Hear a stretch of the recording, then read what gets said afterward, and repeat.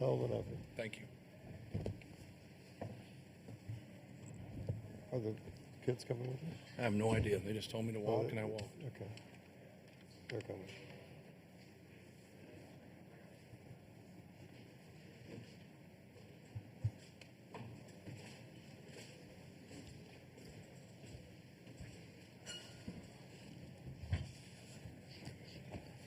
All right, we have been joined by Purdue, and Coach will ask you to make an opening statement, and then we'll go to questions for anybody up here on the dais. So, Coach? Yeah, really proud of our guys. I thought we had a great fight tonight and laid it all on the line.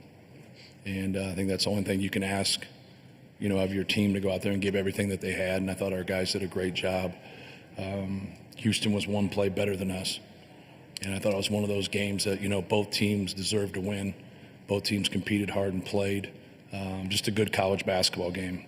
It's unfortunate. Obviously, we didn't win the basketball game, but, congratulations to Houston. They're a great team. Everybody knows how this tournament goes, but I think they have enough pieces to win it all. Obviously, they're a number one seed. Well coached, tough, competes, great on the glass. But proud of our guys.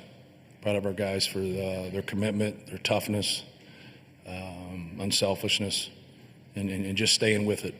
I just told them in the locker room when we played Auburn before Christmas, there was a big separation between us and Auburn.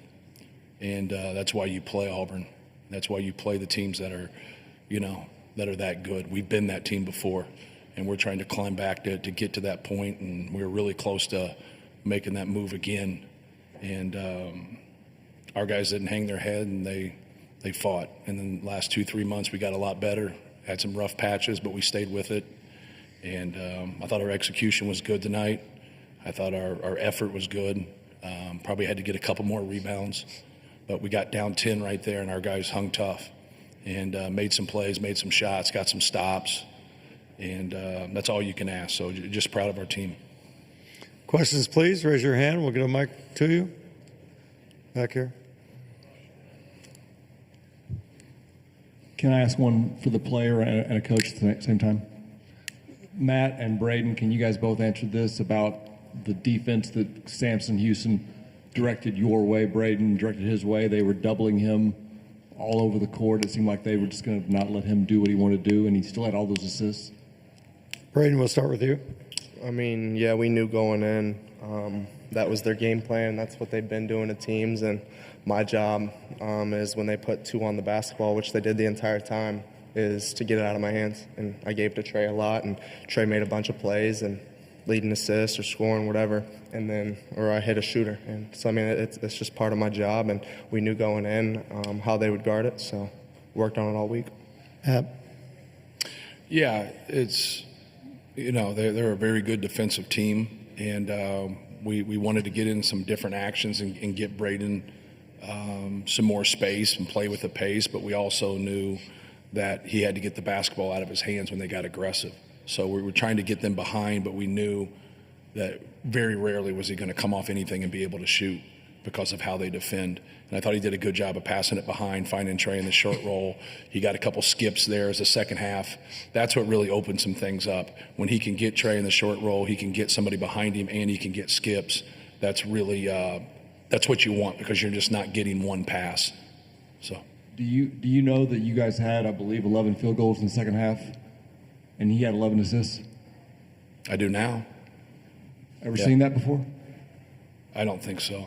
But that's kind of how we play, and in terms of putting the ball in his hands or putting the ball in Trey's hands in those short rolls, and then making decisions, and a lot's determined on how they defend. How they defend on film is how they defend tonight. So we understood that. But Braden's a great decision maker. Right here.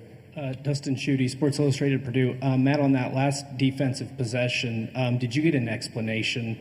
It seemed like Milos may have shoved off with that arm. I'm just curious if you got an explanation on that final defensive possession. Yeah, I didn't see it that way because I just got asked that same question, so I didn't see that play.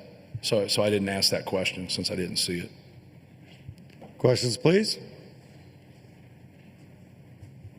Chris, over here. Matt, I'm not going to try to get you in trouble or make you comment one way or the other, but how unusual was it? There were so many 50-50 balls that go out of bounds. You can't tell. It's not reviewable yet. And there were so many in big moments, and none of them seemed to go your way. Yeah, it's frustrating. And frustrating for our guys. As long as they get it right, it's the couple of them. The one thing I didn't understand is why they didn't collaborate and get together. That's one thing I was asking them. I said, like, obviously they missed the one, and then the other one they missed that one too. But like at the time, I didn't realize it. Sometimes when it's 50 feet away from you, it's really hard. You can obviously see. I didn't understand why they didn't get together. They can't go and review that, but they can get together and kind of talk it through and help each other. There's 3 people out there, so that was my only complaint. Right here. Josh Bodie, Wish TV for Braden. After fighting back down 10, tying the game late, how much does this loss sting? Braden. I mean, yeah, it sucks because you want to win every single game that we play, and obviously going down 10, a lot of teams kind of give up, and they're like, oh, well, that's game. So I thought we fought really hard, and we dug down deep defensively to get those stops to come back, and we did everything we could, and we just had a little miscommunication at the end, and they converted on it. So, I mean, props to them. Questions, please. Right here in the back. Ryan Bonaparte, Hammer and Rails. Matt, can you take us through the last blob play on defense? Yeah, we were we kind of going through what they could run, whatever, and so we were going to help out to the outer third, and then we talked about the flare going out the other side, and then when they went to that way, that's Trey's man was able to step to the basketball there, but when you saw Miles make that play earlier and he got that steal, so we just help out on that outer third, and then the other guy who was guarding the guy coming out on the outer third takes the ball. So when Braden jumped out to the other side, it opened up that seam, and we had to get back there, and we just didn't cover it back up. Right here. Chris Schumer, Capital Sports Journalism Program. Braden, I'm wondering if you can just say a little bit more about what that miscommunication was that you just mentioned. Braden. I mean,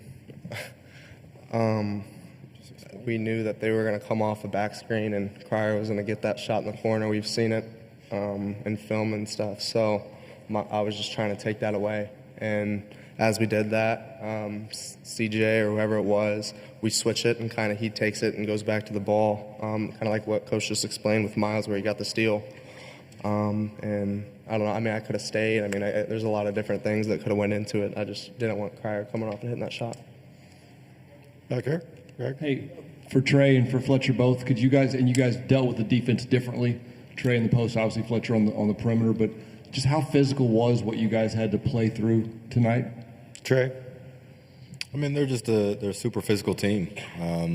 They have 3 or 4 bigs that they kind of just run in, and you can't call the fouls. And it's just kind of like, you got to just play through it. It's very tough. It's why they're the number 1 defense in the country. So I think they do a great job. Fletcher. They were just pretty physical throughout. Played good basketball. Questions, please. Right here.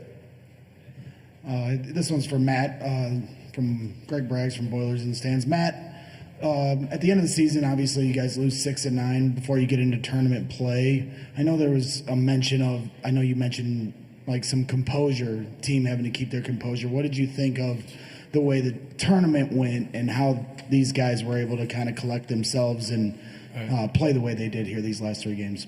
Yeah, I thought they were great. I thought their effort was great. I think sometimes when you don't shoot as well, you can't control that, right? You can only control like trying to get quality shots, and we have a lot of guys that can really shoot the basketball.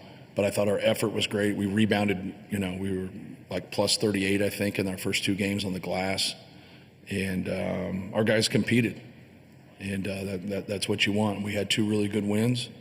And then obviously it was, hard-fought game today. But they responded all year. And you're going to go through a tough stretch. If you don't, then you're winning 34, 35, 36 games. Like everybody goes through tough stretches, but our guys stayed with it and they kept competing and they kept playing. But I thought we played really well and competed. Like they emptied their tank in these games, and that's what you want to grow into. You would like to see that as a coach the whole season, and playing at that level. That's just not the way seasons unfold. You got to keep getting better. You got to keep improving. And like I said, I thought a good turning point for us was, Texas A&M and Auburn. Like at that point right there. Like a lot of people thought we overscheduled, but it's like you got to have a taste of it if you're not quite there. And we weren't quite there at that time, and you kind of see the improvements through the year. And just feel for our guys, because like I said, like they played well enough to win today. Time for a couple more. All right, seeing none. Thank you, Coach. Thank you, guys. Thank you.